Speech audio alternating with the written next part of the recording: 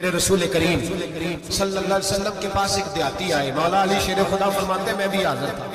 کہتے کبھی کبھی سادے بندے آتے تھے پر بڑی عجیب ہی بات کر جاتے تھے. کہتے ایک دیہاتی آئے, تامت باندھی ہوئی اور سادہ سادہ رومال کندھے پہ رکھا ہوا. نبی پاک کے پاس آئے اور حضور سے دل لگی کرنے لگے. حضور سے دل لگی کرنے لگے, میٹھی باتیں کہنے لگے یا رسول اللہ ایک مسئلہ پوچھنے آیا. فرمایا پوچھو. عرض کرتے حضور قیامت میں حساب کون لے گا؟ قیامت میں اب کس کو نہیں پتا کون حساب لے گا؟ دل لگی کی بات کون لے گا؟ نبی پاک نے فرمایا اللہ حساب لے گا. تو کہتے اس نے نا اور جملہ کہا تو ہم اس کی بات پہ حیران ہو گئے. کہنے لگے یا رسول اللہ واقعی اللہ حساب لے گا؟ تو کہتے ہیں نبی پاک مسکرائے فرمانے لگے تجھے تیری مار ہوئے میں سچی تو کہہ رہا ہوں, تو کس طرح کی بات کر رہا ہے؟ اللہ حساب لے گا. حضرت علی فرماتے ہیں اس نے رومال اٹھایا کندھے پہ رکھا. کہنے لگے یا رسول اللہ اگر رب حساب لے گا تو پھر اس نے معاف ہی کر دینا. یہ کہہ کے وہ چلا گیا, یہ لفظ کہہ کے وہ چلا گیا. حضرت مولا علی کہتے ہیں میں نے حضور کا چہرہ دیکھا تو گلاب سے بھی زیادہ کھلا ہوا. میں نے نبی پاک کا چہرہ دیکھا تو چاند سے بھی زیادہ روشن تھا. میں نے کہا حضور یہ کیا کہہ گیا ہے؟ نبی پاک نے فرمایا بندہ بڑا سادہ تھا, بات بڑی پیاری کر گیا ہے, بڑی پیاری کر گیا. حضور نے فرمایا علی رب کریم ہے, اور کریم جب غالب ہوتا ہے تو کرم ہی فرمایا کرتا ہے. وہ کرم ہی کرتا ہے, وہ معاف ہی کرتا ہے, وہ معاف ہی کرتا ہے. اللہ معاف کرتا ہے. پر میں نے کہا کوئی معافی لینے آئی نہ تو کوئی معافی لینے. ایک اور بات بھی آخر میں سمجھانی ہے آپ کو, وہ بھی سمجھ لیں. ہم جب کسی رشتہ دار کو راضی کرنے جاتے ہیں نا ناراض ہو تو ہمیں پتہ چل جاتا ہے کہ یہ وقت ٹپانے آیا یا راضی ہو گیا. دو قسم کے لوگ ہوتے ہیں, کہتے ہیں چلو برادری آ گئی میں چلتا ہوں, پر اس طرح ٹائم پہ ٹائم آؤں گا 200 دے کے گھر آ جاؤں گا. اور جو راضی ہو جاتے ہیں نا وہ 2 دن پہلے آتے ہیں, دیگوں کا بھی خیال کرتے ہیں, ملاقات کرتے ہیں, وہ کپڑے بھی نہیں بدلتے. فرق ہوتا ہے راضی ہونے میں. بات کی سمجھ آ رہی ہے آپ؟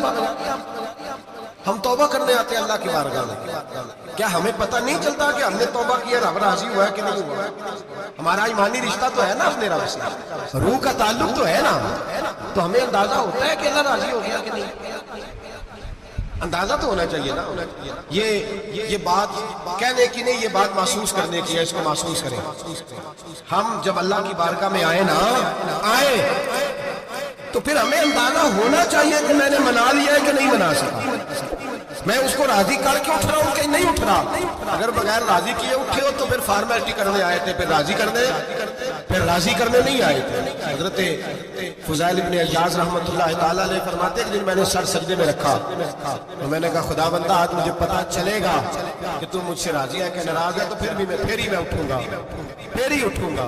آپ فرماتے ہیں مجھے چاروں کونوں سے آواز آنے لگی کہ تیرا رب راضی ہوگا. اور فرماتے ہیں جس جگہ میں سجدہ کر رہا تھا وہ زمین بھی بولنے لگے کہ بس کر دے, عرش کا مالک تجھ سے راضی ہو گیا. لیکن شرط یہ ہے, حضرت حبیب اجمی رحمت اللہ علیہ فرماتے ہیں میں سود کا کاروبار کرتا ہوں توبہ کرنے سے. کئی دفعہ میں نے توبہ کی تھی لیکن میری اس توبہ کے اندر صداقت نہیں ہوتی. میرا دل بھی گواہی دیتا تھا کہ یہ نا بہت سارے بندے کہتے ہیں آئندہ نہیں کرتا وقت ٹپاتے ہیں. جس طرح بندوں کو دھوکہ دیتے ہیں اس طرح معاذ اللہ توبہ بھی اسی طرح کی کر سکتے, لیکن بعد میں دوبارہ اسی ڈگر پہ چل نکلتے ہیں جس کو پہلے ہوتے ہیں. آپ فرماتے ہیں میں کئی دفعہ توبہ کرتا تھا تو توڑ دیتا تھا. آج میں نے توبہ کی. کس طرح کی؟ سود کا میں دھندا کرتا تھا تو میں سود کے پیسے لایا, گوشت پکنے کو دیا بیوی کو سود کے پیسوں کو. میری بیوی نے ہریا چڑھائی, تھوڑی دیر گزری تو وہ سارا گوشت خون بن گیا. میری بیوی اٹھا کے لائی, کہنے لگی لے جائیے جو تو غریبوں کا خون نچوڑ کے لایا تھا نا یہ خون بن گیا, خود بھی پی اور اولاد کو بھی پلا. کہتے ہیں میں نے سچی توبہ کا فیصلہ کیا. آج پہلے میں سچی توبہ کا ارادہ نہیں کرتا, آج سچی توبہ کا فیصلہ کیا اور میں نکلا. حضرت حسن بصری کے پاس گیا, ان کی بیعت ہوا, توبہ کی, انہوں نے مجھے اعمال بتائے, کھری توبہ. کہتے ہیں جب توبہ کے لیے گھر سے نکلا تو چھوٹے چھوٹے بچے کھیل رہے تھے. ایک بچہ کہنے لگا پیچھے ہٹ جاؤ بہت بڑا سودیا ہے, اس کا سایہ بھی پڑ گیا تو ہمارے اندر نوست آ جائے گی, پیچھے ہٹ جاؤ سود کا دھندا کرتا ہے. کہتے ہیں مجھے اور چوٹ لگی کہ یا اللہ تیری چھوٹی چھوٹی مخلوق بھی یہ سمجھتی ہے. کہتے ہیں میں توبہ کرنے گیا تو کھری توبہ کر کے آیا. حضرت حسن بصری کے پاس رو کے توبہ کی. میں وہاں سے واپس آیا تو بچے ابھی کھیل رہے تھے.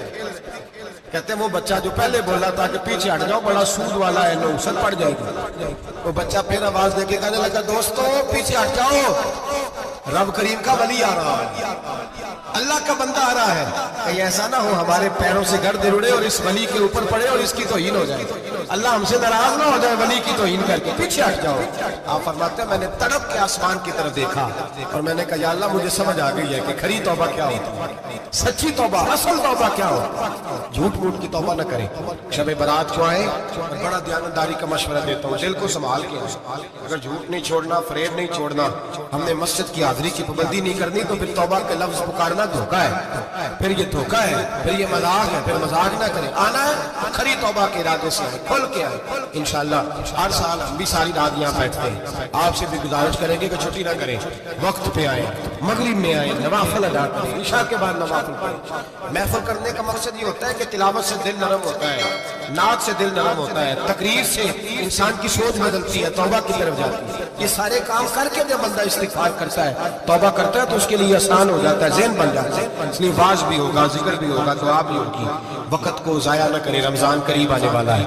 بزرگ کہتے ہیں اگر شب برات پہ سچی توبہ کر لو گے تو پھر رمضان میں جو نیکیاں کرو گے وہ تمہارے پاس سٹاک بن جائے گا، وہ تمہارے پاس خزانہ اکٹھا ہو جائے گا۔ توبہ ابھی سے کر لو، معاملات ابھی سے سمیٹ لو، تاکہ جب رمضان آئے تو پھر نیکیاں خزانہ بن کے جمع ہو۔ ہمیشہ مدحت خیر الانام میں گزرے، دعا ہے یوں درود و سلام۔